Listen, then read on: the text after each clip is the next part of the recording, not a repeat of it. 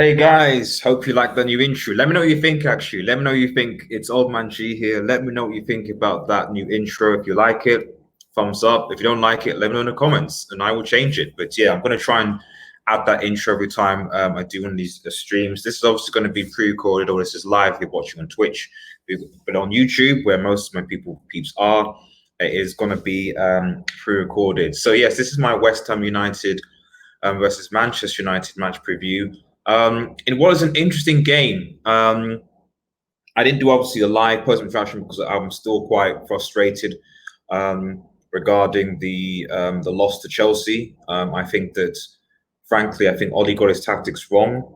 And I think that certain players, in my opinion, should have played, like Romero and Agallo and Martial, possibly even Pogba if you want to go strong. But if you want to miss it, at the very least, if you're going to play that system, you've got to play a forwards that can actually hold up the ball. If you think about it, Chelsea played with Giroud up top, who's a forward, who's a number 9, and we played with essentially 2 left wingers in Daniel James and Marcus Rashford. Daniel James is not a right winger. He played on the left wing when he was at Swansea, and Marcus Rashford's preferred position is left wing as well. So to play 2 left wingers to hope that they'll just run past behind a Chelsea that basically didn't give us any space because they played free at the back, and not to see that is a bit, for me, it's a bit disconcerting. But we move on. I think Ollie did make a mistake of playing Romero because essentially he's created a situation where David De Gea, he's going to stick by David De Gea, and David De Gea is going to now be used in this game against West Ham. So there's a lot of, he's already not going to be confident. And now going into these next 2 games, the pressure is going to be immense. And the reality is that Schmeichel, in terms of last game, I argue, had better performances, give or take, than David De Gea this season. But we have to get back. We have to back him. I personally would have started Romero like on the FA Cup. So that way, if Romero did make a mistake, then David De Gea would then obviously come in. We could forget about it, whatever. It's fine. We don't have to. Now he's now carrying the additional baggage of the weekend into this game, and that might immensely affect him. And for me, that's on the coach. But anyway, that's enough about the FA Cup. It's over. It is what it is. Let's just move on. So obviously, this game is weird. This game is very weird because even if we win the game, it doesn't really mean anything. And even if we lose the game, it doesn't really mean anything. And even if we, it doesn't, it's a weird game. Like a lot of people say, well, we must win, we must. And it's like, here are the permutations, basically.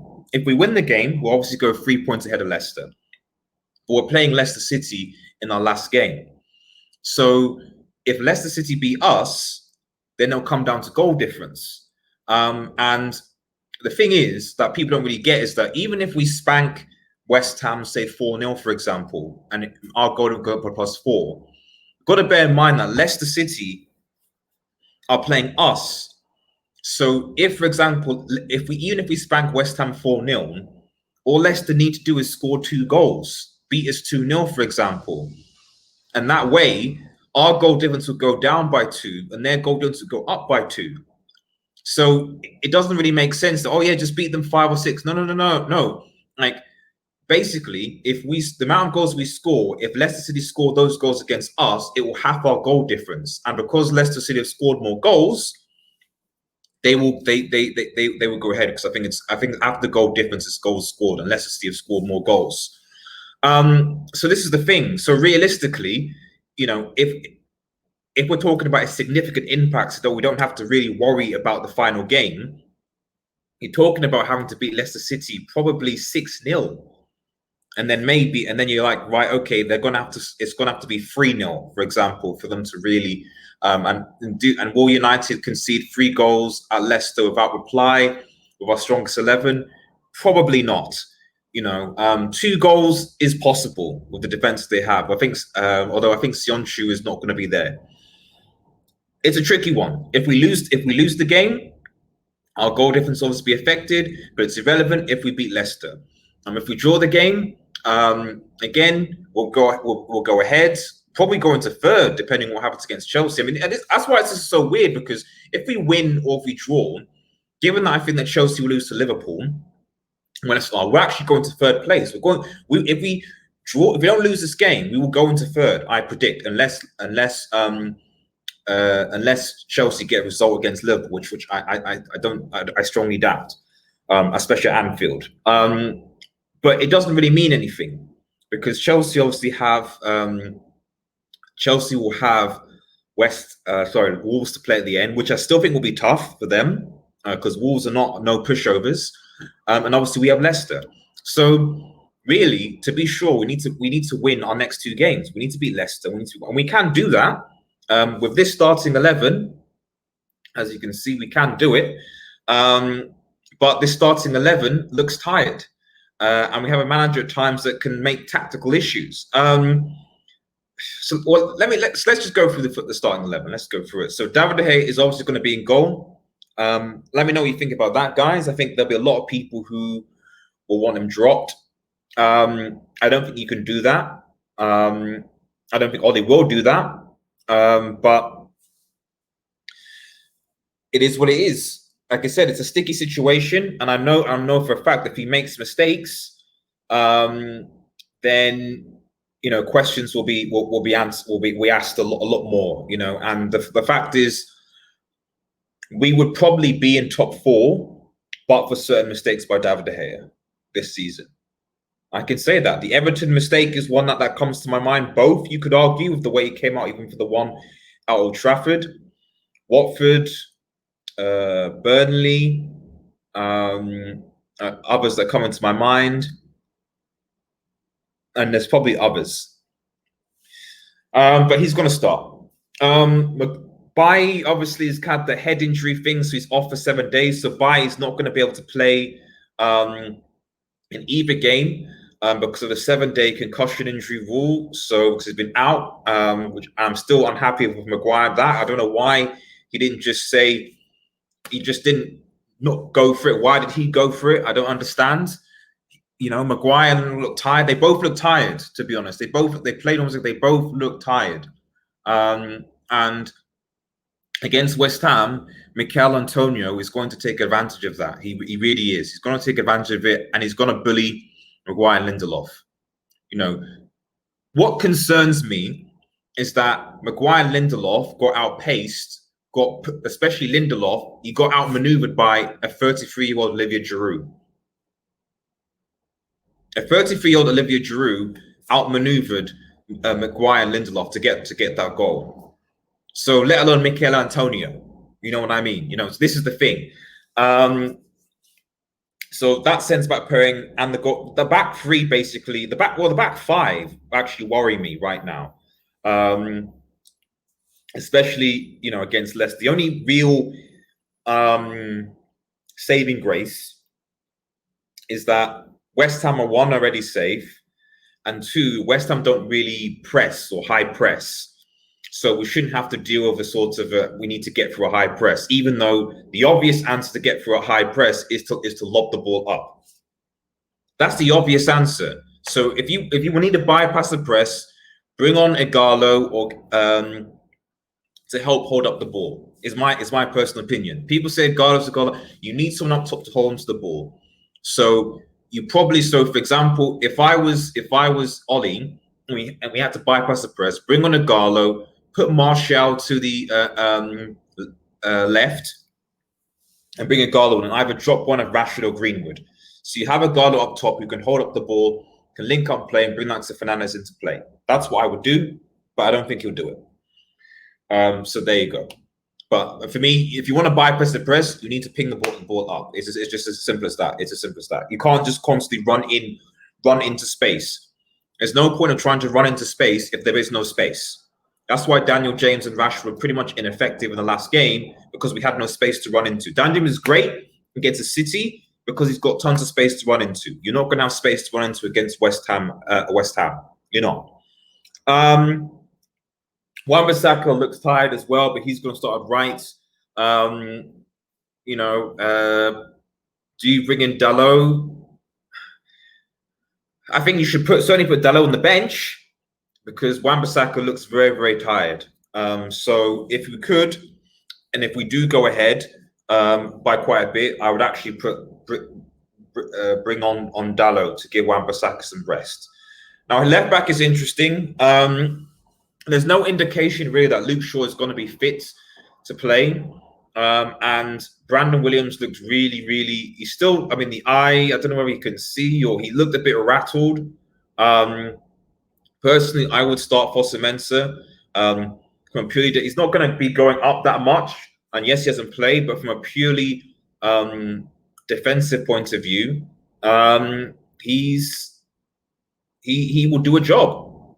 You know, he will do a job. He will do a job. So that's for me is what I would say. You put Fosu-Mensah, there instead of Brandon Williams to give a bit of a defensive shape, which helped against Palace, in my opinion. He was arguably our best in quote defender, Fosu-Mensah.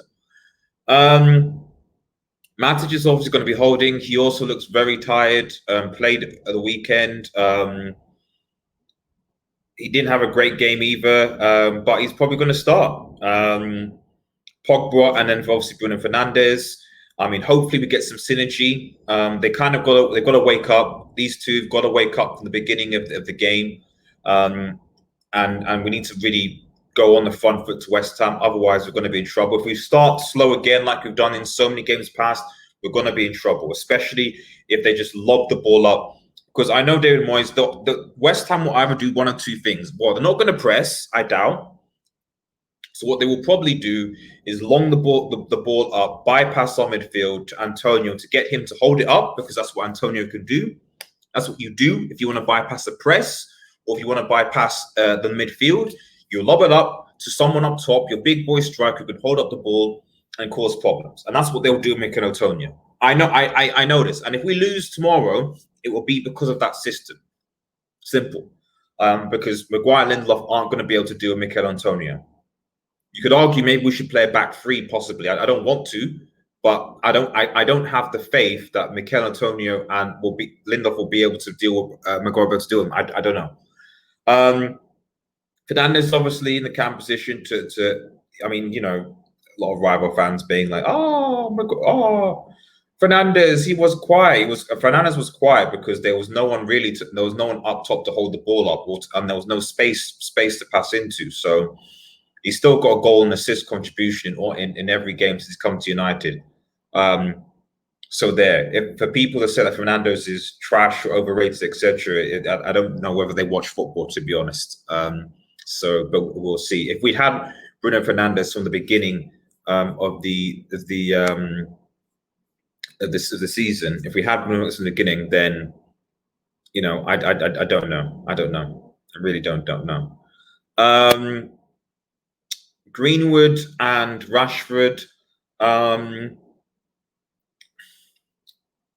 Greenwood's form hasn't been particularly great, but you know, do you put Daniel James in there? Probably not, because there's not really much point, because West Ham are going to give us space. So I think you go with Greenwood. And Lingard's probably not going to be on the bench, you know, so you're going to go with Greenwood. I would have said Mata. I think Greenwood does need to help Bissaka. I think both Greenwood and Pogba probably need to help Wan-Bissaka build on that right-hand side a lot more. Certainly Mason Greenwood.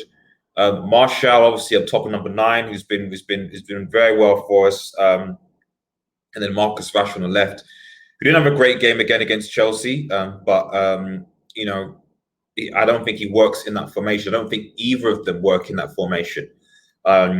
This Martial and James or Rashford, I don't in free anyway. So yeah, we should revert back to this style. Our strongest or semi-strongest 11. We do miss Luke Shaw. I mean, I don't think he'll be fit, and we'll see what happens. Score prediction. My score prediction is probably going to be. I don't think we look tired. As much as I would like to batter West Ham 6 goals to help a goal, I don't think we will. So to be honest, I'm probably going to go for a 2. I'm going to go for a 3-1. 3-1 to Manchester United, because I'm not confident that we're going to keep a clean sheet. And that gives us a +2 goal difference going into the into the final game. But like I said, even if we beat West Ham 2-0, the reality is that all Leicester need to do is score one, win by 1 goal, and they get ahead of us. They get ahead of us based on goal difference. So, like I said, we really need to. This game, like I said, in a sense, is inconsequential. A part of me almost feels like, this is almost a write-off game, and that mentally we should be focused on Sunday, because if we beat Leicester, that definitive, whatever happens, whatever Chelsea does, whatever happens in this game, if we beat Leicester on Sunday, we get top 4. End of story. Whether we win, draw, lose in this game is irrelevant. If we beat Leicester on Sunday, whatever happens to Chelsea, it might make there might be something with like where we finish 3rd or not. But in terms of top 4, whatever happens today is irrelevant effectively. If we lose to Leicester, so I think see this game out, try and build the confidence. But we do have to remember that Sunday is the most important game. Here's hoping Liverpool can do us a favour and beat Chelsea. If Chelsea do beat Liverpool, that's then essentially 3rd, and we need to secure 4th. But here's hoping Liverpool can do us a favour, and maybe even Wolves. Who knows? Because I don't think Chelsea are guaranteed a top 4 just yet. Anyway, guys, thanks everyone for watching. If you're new to the channel, please remember to like, share, and subscribe to Red Devil Studio. Follow us on Twitter, United X, and smash the notification button. Latest Manchester United news. Links in the description. Let me know if you like the new intro as well, guys. Have a nice day, and cheers.